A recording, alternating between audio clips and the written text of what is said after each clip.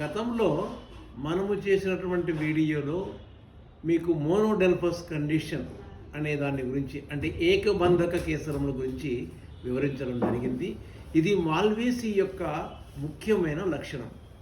మాల్వేసి ముఖ్య లక్షణాలు రాయబడినప్పుడు మనం దీని సంగతి రాయాల్సి ఉంటుంది.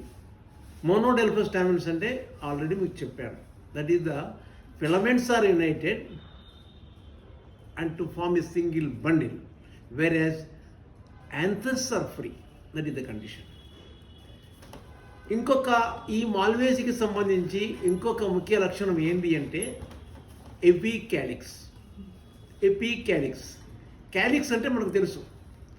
ఎపికాలిక్స్ అంటే క్యాలిక్స్ మీద ఇంకొకటి అదనంగా ఉంటుంది ఈ ఫ్యామిలీలో.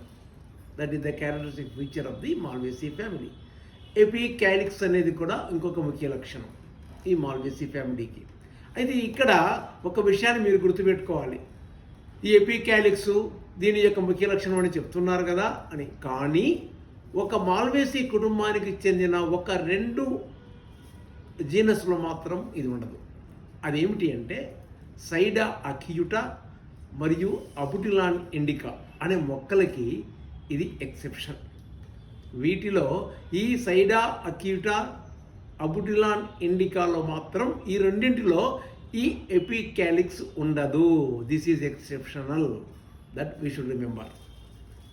ఇక మీకు సాధారణ ఒక అబుటిలాన్ ఇండికా అంటే దాని సాధారణం ఏమంటే మన పిల్లప్పుడు ఆడుకుంటుంటాం ఇంకి ముద్దలు కొట్టడానికని. అది ఒక shrub లాగా ఉంటుంది. అది తుత్తూరు బెండ అని అంటాం తెలుగులో.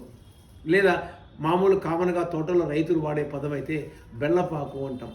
ఎక్కడైనా ఇది పెరిగి ఉంటుంది. బాగా 6 అడుగులు 7 అడుగులు 8 అడుగులు ఎత్తుల్లో ఉంటుంది. ఒక shrub అన్నట్టు. అది దాంట్లో కూడా ఈ లక్షణము కనపడదు.